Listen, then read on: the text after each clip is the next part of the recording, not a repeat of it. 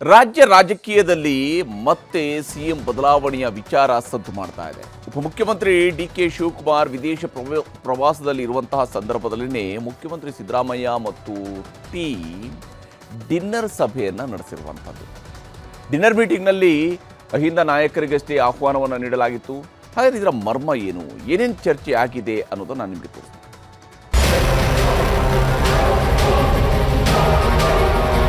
Shivakumar ಹೇಳಿರೋದೆಲ್ಲ correct ಆಗಿದೆ. ನಾನು ಇನ್ನೇನು ಕೇಳಬೇಕು. ಒಪ್ಪಂದ ಆಗಿದೆ ಅಂತಂದ್ರೆ ಮತ್ತೆ ನಾವೆಲ್ಲ ಯಾಕಿರ್ಬೇಕು? ಅವರಿಬ್ಬರೇ ರಾಜಕಾರಣ ಮಾಡಿ ಅವರಿಬ್ಬರೇ ನಡೆಸ್ಬಿಡ್ಲಿ. ಯಾವ ಒಪ್ಪಂದನೂ ಆಗಿಲ್ಲ. ಹೈಕಮಾಂಡು ಏನ್ ತೀರ್ಮಾನ ಮಾಡ್ತದೆ ಅದಂತ ನಡ್ಕೊಳ್ಳುತ್ತೆ. ಈ ಬಂಡೆ ಡಿಕೆ ಶಿವಕುಮಾರ್ ಸಿದ್ದರಾಮಯ್ಯ ಜೊತೆ ಇರ್ತದೆ ಅಂತ ಹೇಳಿದ್ದೇನೆ. ಈಗೂ ಇರ್ತೀನಿ, ನಾಳೆನೂ ಇರ್ತೀನಿ, ಸಾಯೋವರೆಗೂ ಇರ್ತೀನಿ. 138 ಸೀಟಿನ ಬಹುಮತದ ಕಾಂಗ್ರೆಸ್ ಸರ್ಕಾರ ಅಧಿಕಾರಕ್ಕೆ ಬಂದು 20 ತಿಂಗಳಾಗ್ತಿದೆ. ಅವತ್ತಿನಿಂದಲೂ ಇದೇ ಮಾತು. ಒಬ್ಬರು ಮುಖ್ಯಮಂತ್ರಿ ಕುರ್ಚಿ ಹಂಚಿಕೆಯಾಗಿದೆ ಅಂತಾರೆ, ಇನ್ನೊಬ್ಬರು ಆಗಿಲ್ಲ ಅಂತಾರೆ. ಇವತ್ತು ಅಧಿಕಾರ ಹಂಚಿಕೆ ಆಗಿದೆ ಅಂತ ಹೇಳಿದವರು ನಾಳೆ ಇದ್ದಕ್ಕಿದ್ದಂತೆ ನಾವು ಅಧಿಕಾರ ಹಂಚಿಕೆ ಬಗ್ಗೆ ಏನೂ ಮಾತಾಡಿಲ್ಲ ಅಂತಾರೆ. ಸಿದ್ದರಾಮಯ್ಯ ಮುಖ್ಯಮಂತ್ರಿ ಗದ್ದುಗೆಯಲ್ಲಿ ಕುಳಿತಾಗಿನಿಂದ ಅಧಿಕಾರ ಹಂಚಿಕೆಯ ಹಗ್ಗಜಗ್ಗಾಟ ನಡೀತಾನೇ ಇದೆ. 1 ತಿಂಗಳ ಹಿಂದಷ್ಟೇ ಅಧಿಕಾರ ಹಂಚಿಕೆ ಒಪ್ಪಂದದ ಹಾವು ಏಣಿ ಆಟಕ್ಕೆ ಇದೇ ಕಾಂಗ್ರೆಸ್ ಘಟಾನುಘಟಿಗಳು ಫುಲ್ ಸ್ಟಾಪ್ ಹಾಕಿದ್ರು. ಈಗ ನೋಡಿದ್ರೆ ಹಾವು ಏಣಿ ಆಟ ಹೊಸ ವರ್ಷದ ಆರಂಭದಲ್ಲೇ ಮತ್ತೆ ಶುರುವಾಗಿದೆ. ಅದು ಡಿಸಿಎಂ ಡಿಕೆ ಶಿವಕುಮಾರ್ ಹೊಸ ವರ್ಷದ ಸಂಭ್ರಮ ಆಚರಿಸೋಕೆ ಬ್ರೇಕ್ ತಗೊಂಡು ವಿದೇಶಕ್ಕೆ ಕುಟುಂಬ ಸಮೇತ ಹೋಗಿರೋ ಟೈಮಲ್ಲೇ ಬೆಂಗಳೂರಿನಲ್ಲಿ ಆಟ ಶುರುವಾಗಿದೆ. ಖುದ್ದು ಸಿಎಂ ಸಿದ್ದರಾಮಯ್ಯ ಅವರೇ ಈಗ ಊಟದ ಆಟದಲ್ಲಿ ಭಾಗಿಯಾಗಿರೋದ್ರಿಂದ ಹೊಸ ದಾಳ ಉರುಳಿಸುವ ಕಾಲ ಹತ್ತಿರವಾಯ್ತಾ ಎಂಬ ಅನುಮಾನ ದಟ್ಟವಾಗುತ್ತಿದೆ. ಸತೀಶ್ ಜಾರಕಿಹೊಳಿ ಮನೆಯಲ್ಲಿ ಸಿಎಂ ಡಿನ್ನರ್ ಮೀಟಿಂಗ್. ಅಹಿಂದ ನಾಯಕರಿಗಷ್ಟೇ ಆಹ್ವಾನ, ಏನಿದರ ಮರ್ಮ? ನಿನ್ನೆ ರಾತ್ರಿ ಸಿಎಂ ಹಾಗೂ ಅಹಿಂದ ವರ್ಗಗಳ ಸಚಿವರು ಮಾತ್ರ ಸತೀಶ್ ಜಾರಕಿಹೊಳಿ ಮನೆಯಲ್ಲಿ ಊಟಕ್ಕೆ ಸೇರಿದ್ದರು. ಹೊಸ ವರ್ಷಾಚರಣೆಯ ನೆಪವನ್ನೇ ಮುಂದಿಟ್ಟುಕೊಂಡು ಸಭೆ ನಡೆಸಲಾಗಿದೆ. ರೀಶಫಲ್ ಮಾಡೋದು ಮಟ್ಟೋದು ಎಲ್ಲರೂ ಕೂಡ ಅಂತಿಮವಾಗಿ ಹೈಕಮಾಂಡ್ ಅವರು ತೆಗೆದುಕೊಳ್ಳೋ ನಿರ್ಣಯ. ಯಾರ ಕೈಯಲ್ಲೂ ಏನಿಲ್ಲ. ಕಾಂಗ್ರೆಸ್ ಪಕ್ಷ ಅಂದ್ರೆ ಇದು ಒಂದು ರಾಷ್ಟ್ರೀಯ ಪಕ್ಷ. ರಾಷ್ಟ್ರೀಯ ಪಕ್ಷದಲ್ಲಿ ತೀರ್ಮಾನ ಮಾಡತಕ್ಕಂಥದ್ದು ಅಂತಿಮವಾಗಿ ಹೈಕಮಾಂಡ್ ಅವರು ಯಾವತ್ತು ಬೇಕೋ ಅವತ್ತು ಮಾಡ್ತಾರೆ. ನಾನು 2 ಪೆಗ್ ಹಾಕಿದ್ದೀನಿ ಎಂದ ಸಹಕಾರಿ ಸಚಿವರು ಡಿನ್ನರ್ ಸಭೆ ಬಳಿಕ ಎಲ್ಲವೂ ಚರ್ಚೆ ಆಗಿದೆ, ನಮಗೂ ನಿಮಗೂ ರಾಜ್ಯದ ಜನರಿಗೂ ಒಳ್ಳೆಯದಾಗುತ್ತೆ ಅಂತಷ್ಟೇ ಹಿಂಟು ಕೊಟ್ರು. ಜೊತೆಗೆ ಹೈಕಮಾಂಡ್ ಎಲ್ಲದರ ಬಗ್ಗೆ ನಿರ್ಧಾರ ಮಾಡುತ್ತೆ ಅಂದ್ರು. ಸಚಿವರು ಹೀಗೆ ಹೇಳೋಕೆ ಕಾರಣ ಬೆಳಗಾವಿ ಕಾಂಗ್ರೆಸ್ ಕಾರ್ಯಕಾರಿಣಿಯಲ್ಲೂ ಅಂಗೀಕರಿಸಿರುವ ಅದೊಂದು ನಿರ್ಣಯ. ಒಬ್ಬ ನಾಯಕರಿಗೆ ಒಂದೇ ಹುದ್ದೆ ಅನ್ನೋ ಘೋಷಣೆಯನ್ನ ಕಾಂಗ್ರೆಸ್ ಮಾಡಿದೆ. ಇದೇ ಘೋಷಣೆಯನ್ನ ಈಗ ರಾಜ್ಯದಲ್ಲೂ ಜಾರಿಗೊಳಿಸುವ ಬಗ್ಗೆಯೂ ಚರ್ಚೆ ಆಗಿದೆಯಂತೆ. ಒಂದು ಅಧಿಕಾರ ಹಸ್ತಾಂತರ ವಿಚಾರ, ಎರಡನೆಯದ್ದು ಅಧಿಕಾರ ಹಸ್ತಾಂತರಕ್ಕೆ ಮುಂದಾಗಿದ್ದೇ ಆದ್ರೆ ಅಲ್ಲಿ ದಲಿತ ಸಿಎಂ ದಾಳ ಉರುಳಿಸೋದು. ದಲಿತ ಸಿಎಂ ಆಗ್ಲಿ ಆಗದೆ ಹೋಗ್ಲಿ ಹೆಚ್ಚುವರಿ ಉಪಮುಖ್ಯಮಂತ್ರಿ ಸ್ಥಾನಗಳನ್ನ ಸೃಷ್ಟಿ ಮಾಡೋದು. ಆಮೇಲೆ ಸಂಪುಟ ಪುನರಚನೆ. 5ನೆಯದ್ದು ಕೆಪಿಸಿಸಿ ಅಧ್ಯಕ್ಷರ ಬದಲಾವಣೆ ವಿಚಾರ. ಈ 5 ವಿಷಯಗಳ ಬಗ್ಗೆನೇ ಪ್ರಮುಖವಾಗಿ ಡಿನ್ನರ್ ಸಭೆಯಲ್ಲಿ ಚರ್ಚೆ ಆಗಿದ್ದು, ಸಿಎಂ ಬೆನ್ನಿಗೆ ಒಗ್ಗಟ್ಟಾಗಿ ನಿಲ್ಲೋದಕ್ಕೂ ಬಹುತೇಕ ನಾಯಕರು ಸಹಮತ ಸೂಚಿಸಿದ್ದಾರೆ ಅಂತ ಗೊತ್ತಾಗಿದೆ. ಮುಖ್ಯಮಂತ್ರಿ ಸ್ಥಾನ ಹಸ್ತಾಂತರದ ಬಗ್ಗೆ ಯಾವುದೇ ಚರ್ಚೆ ಹೈಕಮಾಂಡ್ ಮಟ್ಟದಲ್ಲೂ ಆಗಿಲ್ಲ ಅಂತ ಮುಖ್ಯಮಂತ್ರಿಗಳೂ ಹೇಳುತ್ತಿದ್ದಾರೆ. ಹೀಗಾಗಿ ಯಾವುದೇ ಕಾರಣಕ್ಕೂ ಸಿಎಂ ಸ್ಥಾನ ಬಿಟ್ಟುಕೊಡದಿರಲು ತೀರ್ಮಾನ ಆಗಿದೆಯಂತೆ. ಸಿಎಂ ಕುರ್ಚಿಯಿಂದ ಕೆಳಗಿಳಿಯೋ ಅನಿವಾರ್ಯತೆ ಎದುರಾದ್ರೆ ನಾವೆಲ್ಲ ನಿಮ್ಮ ಜೊತೆಗಿರ್ತೀವಿ ಅಂತ ಅಭಯ ನೀಡಿದ್ದಾರಂತೆ. ಅಗತ್ಯ ಬಿದ್ದರೆ ಸಿದ್ದರಾಮಯ್ಯನವರ ಪರವಾಗಿರೋ ಶಾಸಕರನ್ನೆಲ್ಲ ಕರ್ಕೊಂಡು ಹೈಕಮಾಂಡ್ ಮುಂದೆ ಶಕ್ತಿ ಪ್ರದರ್ಶನ ಮಾಡೋಣ ಅನ್ನೋದು ನಿರ್ಣಯವಾಗಿದೆಯಂತೆ. ಇನ್ನು ಪಕ್ಷದಲ್ಲಿ ಡಿಕೆ ಶಿವಕುಮಾರ್ ಹಿಡಿತ ತಪ್ಪಿಸೋಕೆ ಕೆಪಿಸಿಸಿ ಅಧ್ಯಕ್ಷರ ಬದಲಾವಣೆಗೆ ಮನವಿ ಮಾಡೋದು. ಕೆಪಿಸಿಸಿ ಅಧ್ಯಕ್ಷ ಸ್ಥಾನವನ್ನ ಈ ಸಲ ಸತೀಶ್ ಜಾರಕಿಹೊಳಿ ಹೆಗಲಿಗೆ ನೀಡೋಣ ಅಂತಾನೂ ಚರ್ಚೆ ಆಗಿದೆ. ಇದಕ್ಕೆ ಪುಷ್ಟಿ ಕೊಟ್ಟಿದ್ದು ಮಹದೇವಪ್ಪನವರ ಹೇಳಿಕೆ. ನಾವು ನಿಂತಿದ್ದಾಗೂ ಮಾತಾಡ್ತೀವಿ, ಕೂತಾಗೂ ಮಾತಾಡ್ತೀವಿ, ಮೀಟಿಂಗಲ್ಲೂ ಮಾತಾಡ್ತೀವಿ, ಅಫಿಷಿಯಲ್ ಅನ್ಅಫಿಷಿಯಲ್ ಎನಿ ಮೀಟಿಂಗ್. ಸಿದ್ದರಾಮಯ್ಯನವರು ಬದಲಾದ್ರೆ ಹಿಂದದವರೇ ಯಾರೋ ಮುಖ್ಯಮಂತ್ರಿ ಆಗಬೇಕು ಅನ್ನೋ ಡಿಮ್ಯಾಂಡ್ ಇದೆ ಅಂತ. ಆ ಪ್ರಶ್ನೆ ಇಲ್ವೇ ಇಲ್ವಲ್ಲ. 5 ವರ್ಷ ಸಿದ್ದರಾಮಯ್ಯನವರು ಇರ್ತಾರೆ ಸರ್. 5 ವರ್ಷ ಸಿದ್ದರಾಮಯ್ಯನವರೇನು ಅವರು ಮುಖ್ಯಮಂತ್ರಿ ಆಗಿದ್ದಾರೆ, ಮುಂದುವರಿತಾರೆ. ಮತ್ತೆ ಮುಂದಿನ 28ರಲ್ಲಿ ನಮ್ಮ ಸರ್ಕಾರ ಬರಬೇಕು, ಅದಕ್ಕೆ ಏನೇನು ಮಾಡೋದು ಜವಾಬ್ದಾರಿ ಆಗೋದು ಚರ್ಚೆ ಆಗಿದೆ. ರಾಜಕೀಯವಾಗಿ ಹೊಸ ಬದಲಾವಣೆ ಏನಾದ್ರು ಸುಳಿವಿದೆಯಾ ಅಂತ?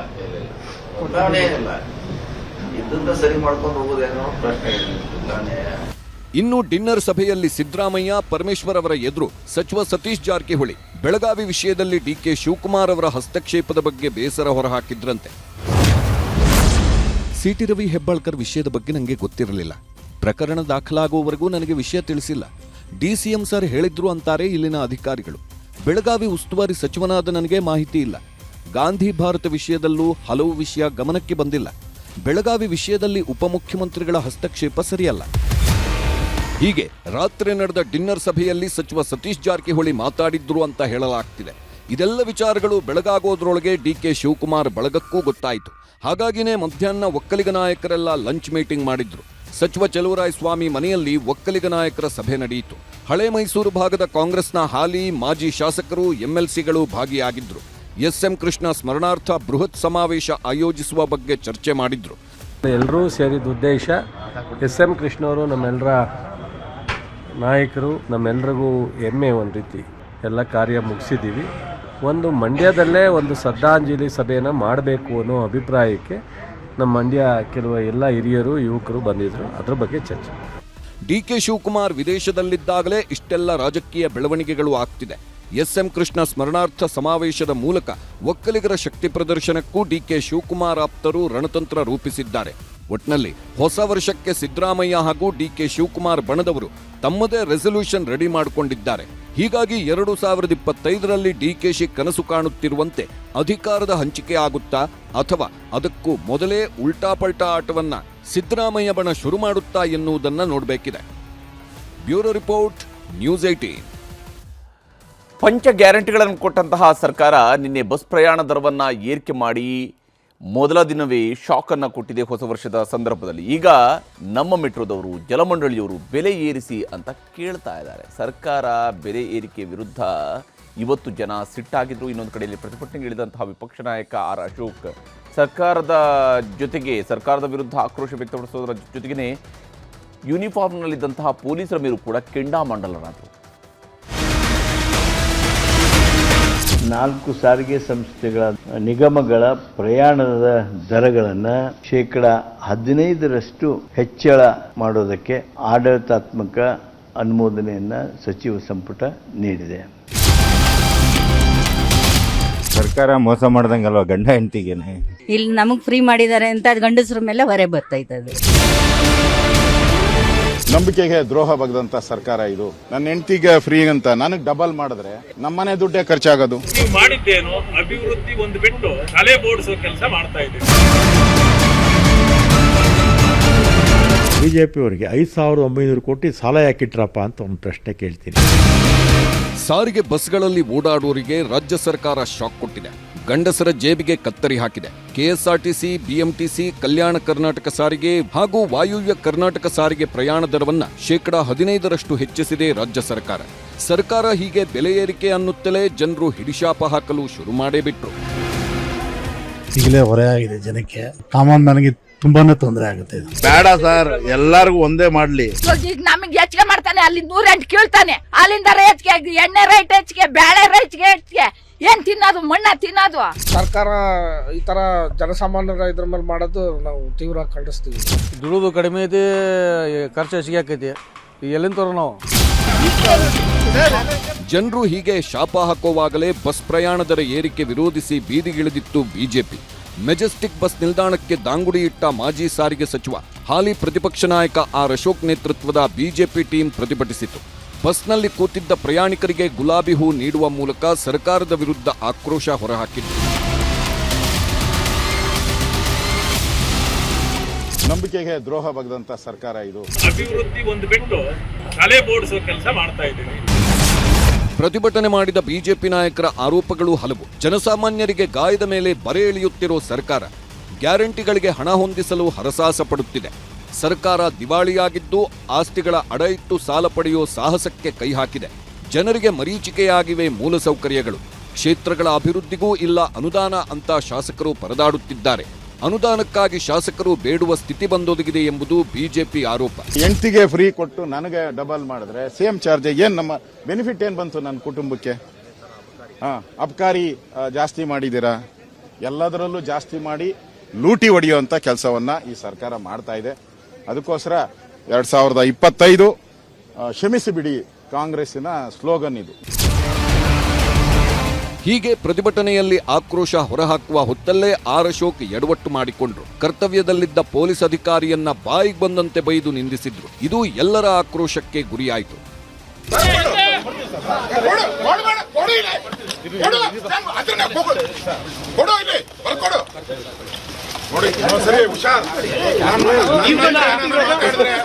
ನೀನು ದೌರ್ಜನ್ಯ ಮಾಡಿದ್ರೆ ಪೊಲೀಸ್ ದೌರ್ಜನ್ಯ ಮಾಡಿ ನನ್ನ ತೊಳ್ಳೋದು ಮಾಡೋದು ಮಾಡಿದ್ರೆ ಹುಷಾರ್. ನೀನ್ ಮಾಡ್ತಾ ಇದ್ದೆ ಅದೇ ಕೆಲಸ. ಬರ್ಕೊಡು ರೈಟಿಂಗ್ ಅಲ್ಲಿ ಕೊಡಪ್ಪ, ಕೊಡು. ಏನ್ ಮಾಡ್ತಾ ಇದ್ದೆ? ಬರೀ ಕೂತ್ಕೋ. ಬರ್ಕೊಡು.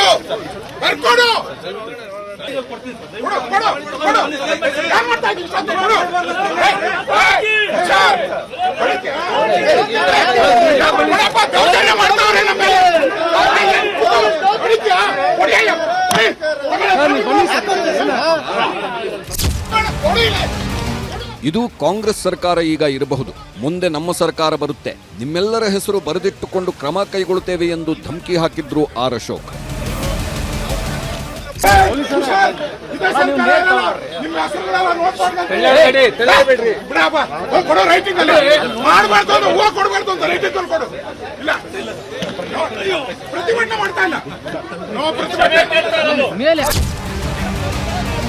ಹೀಗೆ ಆರ್ ಅಶೋಕ್ ಟೀಮ್ ಸರ್ಕಾರದ ವಿರುದ್ಧ ಮುಗಿಬಿದ್ದಿರುವಾಗಲೇ ಸಾರಿಗೆ ಸಚಿವ ರಾಮಲಿಂಗಾರೆಡ್ಡಿ ಹಳೆ ಲೆಕ್ಕ ಕೊಟ್ಟು ತಿರುಗೇಟು ನೀಡಿದ್ರು. ಬಿಜೆಪಿ ಸರ್ಕಾರ ಇದ್ದಾಗ ಸಾರಿಗೆ ಇಲಾಖೆ ಮೇಲೆ 5,900 ಕೋಟಿ ಸಾಲ ಹೊರಿಸಿ ಹೋಗಿದ್ರು. ಆ 5,900 ಕೋಟಿ ಹೊರೆ ಕಾಂಗ್ರೆಸ್ ಸರ್ಕಾರದ ಮೇಲೆ ಬಿದ್ದಿದೆ. 2020 ಜನವರಿ 26ರಂದು ಬಿಜೆಪಿ ಸರ್ಕಾರ ಟಿಕೆಟ್ ದರ ಏರಿಕೆ ಮಾಡಿತ್ತು. ಯಡಿಯೂರಪ್ಪ ಸಿಎಂ ಆಗಿದ್ದಾಗ 12% ಏರಿಕೆ ಮಾಡಿದ್ರು. ಆಗ ಡೀಸೆಲ್ ಪ್ರತಿದಿನಕ್ಕೆ 9 ಕೋಟಿ ಖರ್ಚು ಆಗ್ತಿತ್ತು. ಈಗ ಡೀಸೆಲ್ ಬೆಲೆ ಹೆಚ್ಚಾಗಿದೆ, 13 ಕೋಟಿ ಖರ್ಚಾಗ್ತಿದೆ. ಒಂದು ದಿನಕ್ಕೆ ಹೆಚ್ಚುವರಿ 4 ಕೋಟಿ ಖರ್ಚಾಗ್ತಿದೆ.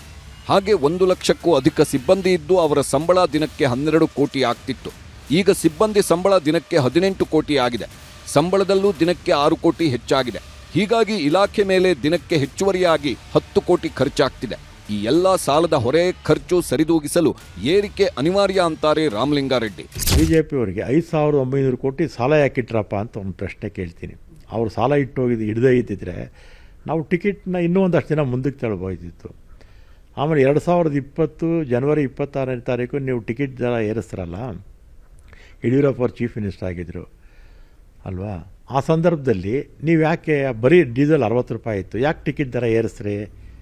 2020 ಜನವರಿ 26ನೇ ತಾರೀಕು ನೀವು ಟಿಕೆಟ್ ದರ ಏರಿಸಿದವರು ಈಗ ಯಾಕೆ ವಿರೋಧ ಮಾಡ್ತೀರಾ? ಇನ್ನು ರಾಜ್ಯದಲ್ಲಿ ಸಿದ್ದರಾಮಯ್ಯ ಸರ್ಕಾರ ಅಧಿಕಾರಕ್ಕೆ ಬಂದ ಮೇಲೆ ಹಲವು ಸೇವೆಗಳು ಹಾಗೂ ವಸ್ತುಗಳಿಗೆ ದರ ಏರಿಕೆ ಮಾಡಲಾಗಿದೆ. ಆ ಪಟ್ಟಿಗೆ ಈಗ ಹೊಸದಾಗಿ ಬಸ್ ಟಿಕೆಟ್ ದರ ಸೇರಿಕೊಂಡಿದ್ದರೆ ದರ ಏರಿಕೆ ಪಟ್ಟಿಗೆ ಸೇರಲು ಇನ್ನೂ ಕೆಲವು ಕಾಯ್ತಿವೆ. ಇದು ಗ್ಯಾರಂಟಿಗಳಿಂದಾಗಿ ದಿವಾಳಿಯಾಗಿರುವ ಸರ್ಕಾರದ ಬರೆಗಳು ಅನ್ನೋದು ಪ್ರತಿಪಕ್ಷಗಳ ವಾದ. ಕಂಪ್ಲೀಟ್ಲಿ ಎಲ್ಲ ಸಾರಿಗೆ ಸಂಸ್ಥೆಗಳು ಲಾಸ್ನಲ್ಲಿದ್ದಾವೆ. ಯಾಕಂದರೆ ಸರ್ಕಾರದ ದುರಾಡಳಿತ ಮತ್ತು ಅದನ್ನು ಸರಿಯಾಗಿ ಆಡಳಿತ ನಿರ್ವಹಣೆ ಮಾಡದೇ ಇದ್ದುದರಿಂದ ಇವತ್ತು ಈ ವ್ಯವಸ್ಥೆ ಬಂದಿದೆ. ಹೀಗೆ ಒಂದಾದ ಮೇಲೊಂದರಂತೆ ದರ ಏರಿಕೆ ಮಾಡಲಾಗುತ್ತಿದೆ. ಯಾವುದೇ ಸರ್ಕಾರ ಇದ್ದಾಗಲೂ ಬಸ್ ದರ ಏರಿಕೆಯಾದಾಗ ಪ್ರತಿಪಕ್ಷಗಳು ಹೋರಾಟ ಮಾಡುವುದು ಸರ್ವೇ ಸಾಮಾನ್ಯ. ಆದರೆ ಆಡಳಿತಕ್ಕೆ ಬಂದಾಗ ಮಾತ್ರ ಸುಧಾರಣೆ, ಅಭಿವೃದ್ಧಿ ಹೆಸರಿನಲ್ಲಿ ದರ ಏರಿಕೆ ಮಾಡ್ತಾನೆ ಬರುತ್ತಾರೆ. ಈ ದರ ಏರಿಕೆ ಮಾಡಿರುವ ಸರ್ಕಾರ ಅದಕ್ಕೆ ಪೂರಕವಾಗಿ ಬಸ್ಗಳ ಸೇವೆಯಲ್ಲಿ ಗುಣಮಟ್ಟ ಖಾತ್ರಿಪಡಿಸಬೇಕಿದೆ.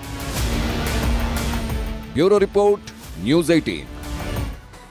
ಕೊರೋನಾದ ನಂತರ ಈಗ ಚೀನಾದಲ್ಲಿ ಮತ್ತೊಂದು ವೈರಸ್ ಆತಂಕವನ್ನು ಸೃಷ್ಟಿಸಿದೆ. ಹಿಂದೆ ಕೊರೋನಾ ಯಾವ ರೀತಿಯಂಥ ಅವಾಂತರವನ್ನು ಇಡೀ ವಿಶ್ವಕ್ಕೆ ಆವರಿಸಿತ್ತು ಅನ್ನೋಂಥದ್ದು ಗೊತ್ತೇ ಇರುವಂಥದ್ದು. ಈಗ ಹ್ಯೂಮನ್ ಮೆಟಾನ್ಯೂಮೋ ವೈರಸ್ ಚೀನಾದಲ್ಲಿ ಸಾವು ನೋವು ಸೃಷ್ಟಿಸುತ್ತಿದೆ ಅಂತ ವರದಿ ಆಗ್ತಾ ಇದೆ. ಚೀನಾದ ಬಹುತೇಕ ಆಸ್ಪತ್ರೆಗಳು ಭರ್ತಿಯಾಗಿರುವಂತಹ ವಿಡಿಯೋಗಳು ಕೂಡ ವೈರಲ್ ಆಗ್ತಾ ಇವೆ. ಹಾಗಾದರೆ ಈ ಹೊಸ ವೈರಸ್ನ ಲಕ್ಷಣಗಳು ಏನು, ಭಾರತಕ್ಕೂ ಆತಂಕ ಇದೆಯಾ, ವಿಶ್ವ ಆರೋಗ್ಯ ಸಂಸ್ಥೆ ಏನು ಹೇಳ್ತಿದೆ ಅನ್ನೋದನ್ನು ನಿಮಗೆ ತೋರಿಸ್ತೀನಿ.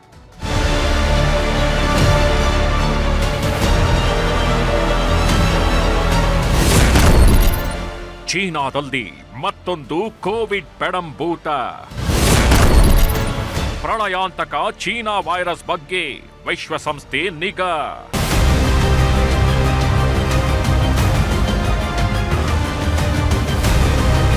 ಐದು ವರ್ಷಗಳ ಹಿಂದೆ ಕೋವಿಡ್ ವೈರಸ್ ಎಲ್ಲಿ ಜನನವಾಯಿತು? ಅದೇ ಚೀನಾ ದೇಶದಲ್ಲಿ ಮತ್ತೊಂದು ಪ್ರಳಯಾಂತಕ ವೈರಸ್ ಜನ್ಮ ತಾಳಿದೆ. ಚೀನಾದ ಹಲವು ಪ್ರಮುಖ ನಗರಗಳಲ್ಲಿ ಈ ಹೊಸ ವೈರಸ್ ಹರಡುತ್ತಾ ಹೋಗ್ತಿದೆ. ಕೋವಿಡ್ ವೈರಸ್ ಹಬ್ಬಿದಾಗ್ಲೂ ಬಾಯಿ ಮುಚ್ಚಿಕೊಂಡಿದ್ದ ಚೀನಾ ಈಗ್ಲೂ ಬಾಯಿ ಮುಚ್ಚಿಕೊಂಡಿದೆ. ಆದ್ರೆ ಡಿಸೆಂಬರ್ 27ರಿಂದಲೇ ಚೀನಾದಲ್ಲಿ ಅಲರ್ಟ್ ಘೋಷಿಸಲಾಗಿದೆ. ಏರ್ಪೋರ್ಟ್ ಸೇರಿದಂತೆ ಪ್ರಮುಖ ಸಿಟಿಗಳಲ್ಲಿ ಜನ ಮಾಸ್ಕ್ ಹಾಕೊಂಡು ಓಡಾಡ್ತಿದ್ದಾರೆ. ಹೊಸ ವೈರಸ್ ಬಗ್ಗೆ ಚೀನಾ ನಾಗರಿಕರಿಗಷ್ಟೇ ಎಚ್ಚರಿಕೆ ಕೊಟ್ಟಿದ್ದು, ಕೆಲವು ಕಡೆ ಚೀನಾ ಅಘೋಷಿತ ಲಾಕ್ಡೌನ್ ಕೂಡ ಮಾಡಿದೆ. ಚೀನಾದಲ್ಲಿ HMPV ಹೆಸರಿನ ಡೆಡ್ಲಿ ವೈರಸ್ ಕಾಟ. ಚೀನಾದಲ್ಲಿ 5 ವರ್ಷಗಳ ಹಿಂದೆ ಬಂದ ವೈರಸ್ಗೆ ಕೋವಿಡ್ ಅನ್ನೋ ಹೆಸರಿತ್ತು. ಈಗ ಶುರುವಾಗಿರುವ ಹೊಸ ವೈರಸ್ಗೆ ಚೀನಾ ಈಗಾಗಲೇ HMPV ವೈರಸ್ ಅಂತ ಹೆಸರಿಟ್ಟಿದೆ.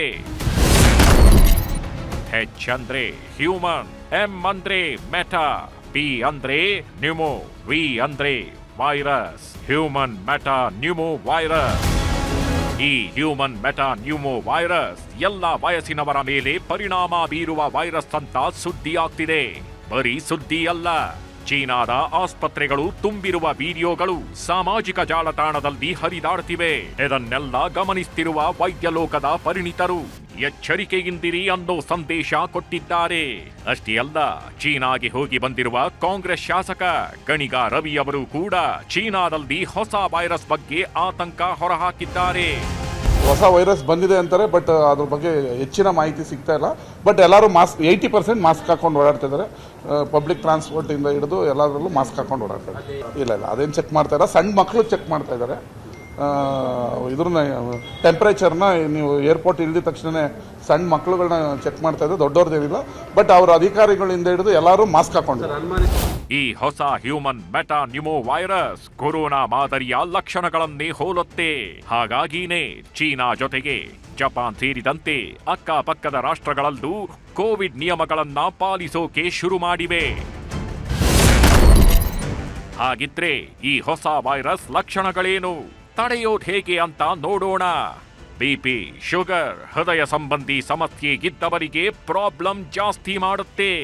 15 ವರ್ಷದ ಒಳಗಿನವರ ಮೇಲೆ HMPV ವೈರಸ್ ದಾಳಿ ಮಾಡಿದ್ರೆ 50 ವರ್ಷ ಮೇಲ್ಪಟ್ಟವರ ಮೇಲೂ ಈ HMPV ಸೋಂಕು ಬೇಗ ದಾಳಿ ಮಾಡುತ್ತೆ.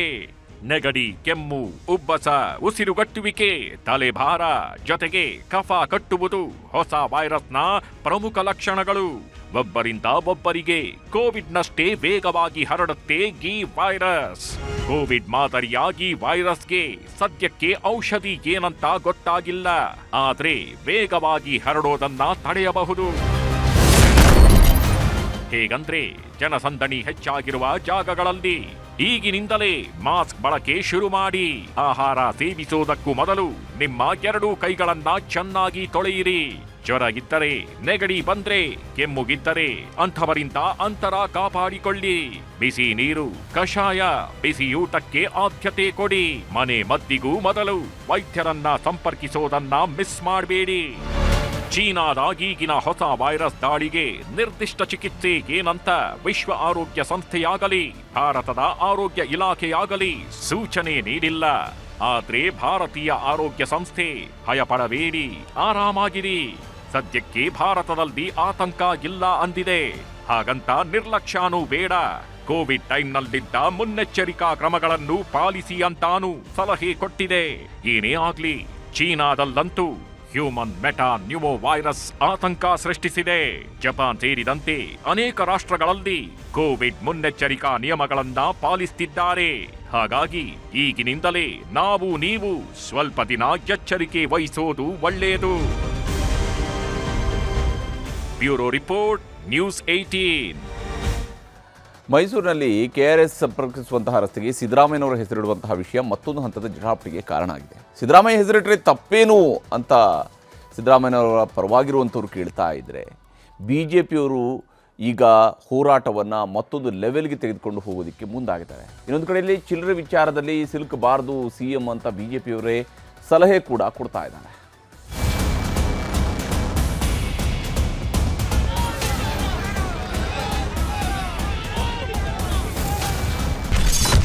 ಮುಗಿಯದ ಮೈಸೂರು ರಸ್ತೆ ರಾದ್ದಾಂತ.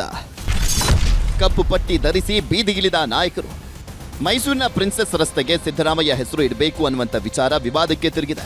ಪ್ರಿನ್ಸೆಸ್ ರಸ್ತೆಗೆ ಸಿದ್ದರಾಮಯ್ಯ ಹೆಸರಿಡದಂತೆ ಮೈಸೂರಿನಲ್ಲಿ ಬಿಜೆಪಿ ನಾಯಕರು ಭಾರೀ ಪ್ರತಿಭಟನೆಯನ್ನು ಮಾಡಿದರು.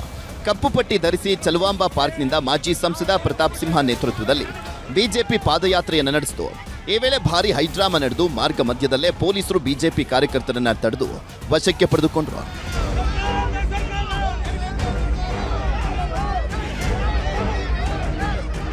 ಇನ್ನು ಮೊನ್ನೆಯಷ್ಟೇ ಮೈಸೂರಿನ ರಸ್ತೆಗೆ ಸಿಎಂ ಸಿದ್ದರಾಮಯ್ಯ ಹೆಸರು ಇಡಬೇಕು, ಮೈಸೂರಿಗೆ ಸಿದ್ದರಾಮಯ್ಯ ಕೊಡುಗೆ ಅಪಾರ ಅಂತ ಹೇಳಿದಂತ ಬಿಜೆಪಿ ಮಾಜಿ ಸಂಸದ ಪ್ರತಾಪ್ ಸಿಂಹ ಈಗ ಯೂಟರ್ನ್ ಅನ್ನು ಹೊಡೆದಿದ್ದಾರೆ.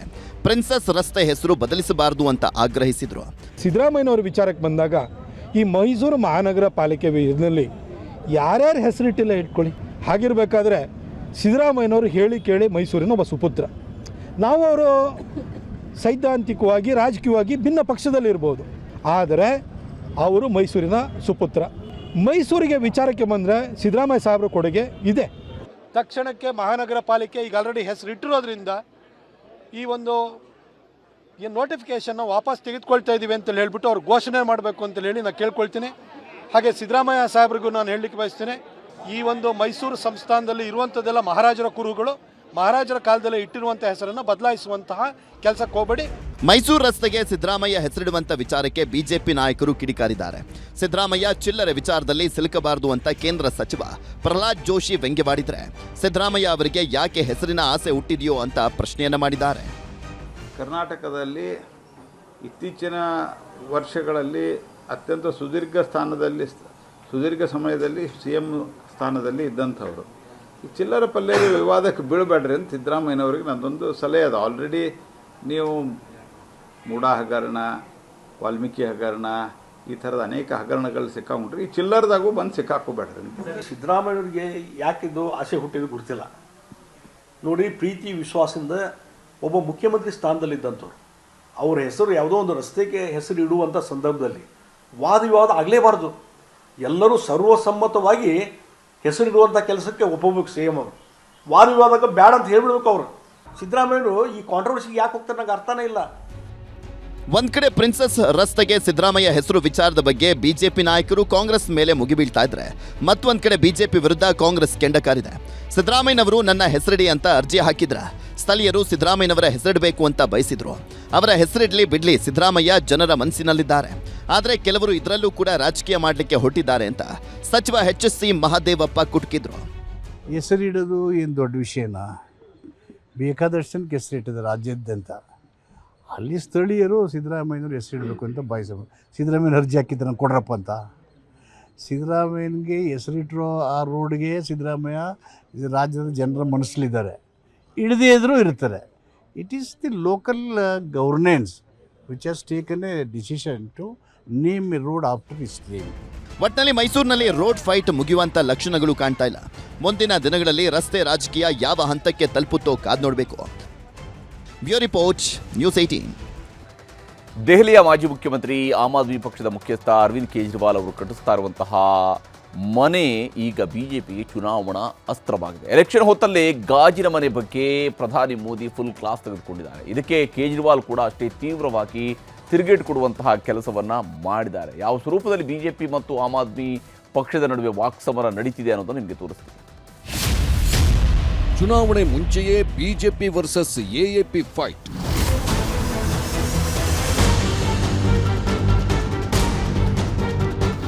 ಎರಡು 2025ರ ದೆಹಲಿ ವಿಧಾನಸಭೆ ಚುನಾವಣೆ ಶೀಘ್ರದಲ್ಲೇ ಅನೌನ್ಸ್ ಆಗಲಿದೆ.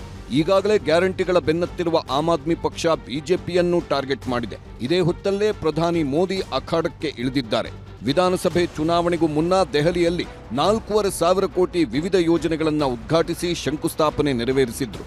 ಅಶೋಕ್ ವಿಹಾರ್ ಪ್ರದೇಶದಲ್ಲಿ 1,675 ಫ್ಲಾಟ್ಗಳನ್ನು ಪ್ರಧಾನಿ ಸ್ಥಳೀಯ ನಿವಾಸಿಗಳಿಗೂ ಕೊಟ್ಟರು. ಆಮೇಲೆ ಪ್ರಧಾನಮಂತ್ರಿಗಳು ಮಾತಿನುದ್ದಕ್ಕೂ AAP ಟಾರ್ಗೆಟ್ ಮಾಡಿ ವಾಗ್ದಾಳಿ ನಡೆಸಿದ್ರು. ಕಳೆದ 10 ವರ್ಷಗಳಲ್ಲಿ ದಿಲ್ಲಿ ವಿಪತ್ತಿನಿಂದ ಸುತ್ತುವರೆದಿದೆ. ಕೆಲವರು ದಿಲ್ಲಿಯನ್ನ ತನ್ನ ಮುಷ್ಟಿಯಲ್ಲಿಟ್ಟುಕೊಂಡಿದ್ದಾರೆ, ಕೆಲವು ಅಪ್ರಾಮಾಣಿಕರು ದಿಲ್ಲಿಯನ್ನ ವಿಪತ್ತಿನ ಕಡೆಗೆ ತಳ್ಳಿದ್ದಾರೆ ಎಂದು ಕುಟುಕಿದ್ರು. ಇದಕ್ಕೆ ಕೇಜ್ರಿವಾಲ್ ತಿರುಗೇಟು ನೀಡಿದ್ದು, ಜನರಿಗೋಸ್ಕರ ಕೆಲಸ ಮಾಡುವವರನ್ನ ಬಯ್ಯಬಾರದು, ಮಾಡದವರನ್ನ ಬಯ್ಯಬೇಕು ಎಂದರು. साल 2025 दिल्ली में सुशासन की नई धारा तय करेगा. ये साल राष्ट्र प्रथम, देशवासी प्रथम, मेरे लिए दिल्ली वासी प्रथम इस भाव को सशक्त करेगा।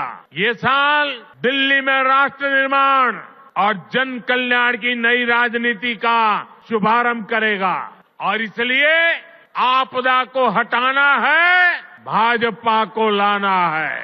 इन 10 सालों में आम आदमी पार्टी की दिल्ली सरकार ने क्या क्या काम किए, आज अगर आप मुझे बताने के लिए बोलें तो शायद मुझे 2-3 घंटे भी कम पड़े। ಇನ್ನು ಪ್ರಧಾನಿ ಮೋದಿ ಆಮ್ ಆದ್ಮಿ ಮುಖ್ಯಸ್ಥ ಅರವಿಂದ್ ಕೇಜ್ರಿವಾಲ್ ಕಟ್ಟಿಸ್ತಿರೋ ಐಷಾರಾಮಿ ಮನೆ ಬಗ್ಗೆನೂ ಪ್ರಸ್ತಾಪಿಸಿದ್ರು. ದೆಹಲಿ ನಾಯಕರೊಬ್ಬರು ಮನೆ ನವೀಕರಣಕ್ಕೆ 45 ಕೋಟಿ ರೂಪಾಯಿ ಖರ್ಚು ಮಾಡುತ್ತಿದ್ದಾರೆ. ನಾನು 4 ಕೋಟಿ ಜನರಿಗೆ ವಸತಿ ಒದಗಿಸುತ್ತಿದ್ದೀನಿ. ನಾನು ಶೀಶ್ ಮಹಲ್ ನಿರ್ಮಿಸಿಲ್ಲ ಅಂತ ಕುಟುಕಿದ್ರು.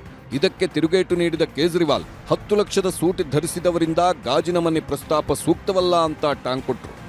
मोदी ने कभी अपने लिए घर नहीं बनाया, लेकिन बीते 10 वर्षों में 4 करोड़ से अधिक गरीबों के घर उनका सपना पूरा किया है।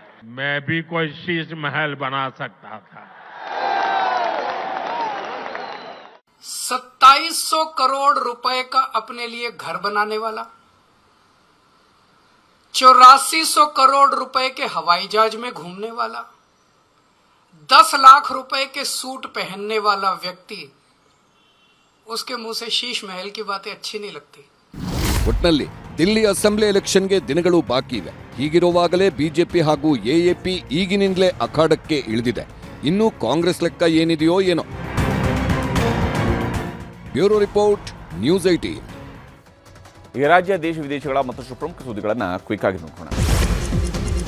ಗುತ್ತಿಗೆದಾರ ಸಚಿನ್ ಪಾಂಚಾಳ ಆತ್ಮಹತ್ಯೆ ಪ್ರಕರಣದಲ್ಲಿ ಪ್ರಿಯಾಂಕ್ ಖರ್ಗೆ ರಾಜೀನಾಮೆಗೆ ಆಗ್ರಹಿಸಿ ನಾಳೆ ಬಿಜೆಪಿ ಕಲಬುರಗಿ ಚಲೋ ಹಮ್ಮಿಕೊಂಡಿದೆ. ವಿಜಯೇಂದ್ರ ನೇತೃತ್ವದಲ್ಲಿ ನಾಳೆ ಕಲಬುರಗಿಯ ಜಗತ್ ಸರ್ಕಲ್ ಬಳಿ ಬೃಹತ್ ಪ್ರತಿಭಟನೆ ನಡೆಯಲಿದೆ.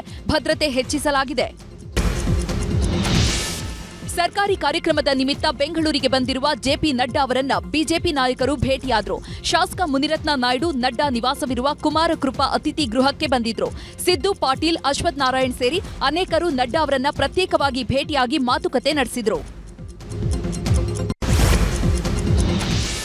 ಕಾಶ್ಮೀರದ ಹೆಸರು ಬದಲಾವಣೆ ಮಾಡುತ್ತಾ ಕೇಂದ್ರ ಸರ್ಕಾರ ಬದಲಾಗುತ್ತೆ ಅನ್ನೋ ಸುಳಿವು ಕೊಟ್ಟರು ಕೇಂದ್ರ ಗೃಹ ಸಚಿವ ಅಮಿತ್ ಶಾ. ಕಾಶ್ಮೀರವನ್ನ ಕಶ್ಯಪನ ನಾಡು ಅಂತೀವಿ, ಹೀಗಾಗಿ ಕಾಶ್ಮೀರಕ್ಕೆ ಕಶ್ಯಪ ಋಷಿ ಹೆಸರು ಇಡಬೇಕು ಅಂತ ಹೇಳಿ ಸಂಚಲನ ಸೃಷ್ಟಿಸಿದ್ದಾರೆ. ಐಶ್ವರ್ಯ ಗೌಡ ಗೋಲ್ಡ್ ವಂಚನೆ ಕೇಸ್ ವಿಚಾರದಲ್ಲಿ ನಿಖಿಲ್ ಅನಿತಾ ಕುಮಾರಸ್ವಾಮಿ ಹೆಸರು ಥಳಕ್ ಹಾಕೊಂಡಿದೆ. ಈ ಬಗ್ಗೆ ಪ್ರತಿಕ್ರಿಯೆ ನೀಡಿರುವ ಕೇಂದ್ರ ಸಚಿವ ಕುಮಾರಸ್ವಾಮಿ, ಈ ಸರ್ಕಾರ ಯಾರನ್ನು ಯಾವಾಗ ಬೇಕಾದರೂ ಸಿಕ್ಕಾಕಿಸ್ತಾರೆ, ಮಾಹಿತಿ ತರಿಸಿಕೊಂಡಿದ್ದೀನಿ ಅಂತ ಸಿಟ್ಟಾದ್ರು. ಕಾಲ್ತುಳಿತದ ಪ್ರಕರಣದಲ್ಲಿ ನಟ ಅಲ್ಲು ಅರ್ಜುನ್ಗೆ ನಾಂಪಲ್ಲಿ ಕೋರ್ಟ್ ಷರತ್ತುಬದ್ಧ ರೆಗ್ಯುಲರ್ ಜಾಮೀನು ನೀಡಿದೆ. ವಿದೇಶಕ್ಕೆ ಹೋಗೋ ಹಾಗಿದ್ರೆ ಕೋರ್ಟ್ ಗಮನಕ್ಕೆ ತರಬೇಕು ಅಂತಾನೂ ಸೂಚಿಸಿದೆ. ಉತ್ತರ ಭಾರತದಲ್ಲಿ ದಟ್ಟವಾದ ಮಂಜಿನಿಂದಾಗಿ ವಿಮಾನ ಸಂಚಾರ ಮತ್ತು ರೈಲು ಸಂಚಾರದಲ್ಲಿ ವ್ಯತ್ಯಯವಾಗ್ತಾ ಇದೆ. ದಿಲ್ಲಿಯಲ್ಲಿ ದಿನೇ ದಿನೇ ದಟ್ಟ ಮಂಜು ಆವರಿಸ್ತಾ ಇದ್ದು ಜನ ಪೇಚಾಡ್ತಿದ್ದಾರೆ. ಮುಂದಿನ ದಿನಗಳಲ್ಲಿ ಮಂಜಿನ ಬಗ್ಗೆ ಹವಾಮಾನ ಇಲಾಖೆ ಆರೆಂಜ್ ಅಲರ್ಟ್ ಕೂಡ ನೀಡಿದೆ. ಅಮೆರಿಕದಲ್ಲಿ ನಡೆದ ಉಗ್ರರ 2 ಸೈಬರ್ ಟ್ರಕ್ ದಾಳಿಗೆ ಸತ್ತವರ ಸಂಖ್ಯೆ 17ಕ್ಕೇರಿದೆ. ಈ ಉಗ್ರರ ದಾಳಿಗೆ ಜೋ ಬೈಡನ್ ಜಾರಿಗೆ ತಂದ ಓಪನ್ ಬಾರ್ಡರ್ಸ್ ಪಾಲಿಸಿ ಕಾರಣ. ಬೈಡನ್ ಅಮೆರಿಕ ಕಂಡ ಕೆಟ್ಟ ಅಧ್ಯಕ್ಷ ಅಂತ ಡೊನಾಲ್ಡ್ ಟ್ರಂಪ್ ಹೀಯಾಳಿಸಿದ್ದಾರೆ. ಆಸ್ಟ್ರೇಲಿಯಾ ವಿರುದ್ಧದ 5ನೇ ಮತ್ತು ಅಂತಿಮ ಟೆಸ್ಟ್ನಲ್ಲಿ ಟೀಂ ಇಂಡಿಯಾ 185 ರನ್ಗೆ ಆಲ್ಔಟ್ ಆಗಿದೆ. ಸದ್ಯ ಭಾರತ ಸರಣಿಯಲ್ಲಿ 1-2 ಹಿನ್ನಡೆಯಲ್ಲಿದೆ. ವಿಶ್ವ ಟೆಸ್ಟ್ ಚಾಂಪಿಯನ್ಶಿಪ್ ಫೈನಲ್ ಕನಸು ಜೀವಂತವಾಗಿರಿಸಲು ಭಾರತ ಈ ಪಂದ್ಯ ಗೆಲ್ಲಲೇಬೇಕಿದೆ. ಇದಾಗಿತ್ತು ಇವತ್ತಿನ ಸೂಪರ್ ಪ್ರೈಮೇಟ್ 9. ಈಗ ಒಳನೋಟ ವಿಶೇಷ ಕಾರ್ಯಕ್ರಮ ಪ್ರಸಾರವಾಗುತ್ತೆ. ನೋಡ್ತಾ ಇರಿ ನ್ಯೂಸ್ 18 ಕನ್ನಡ.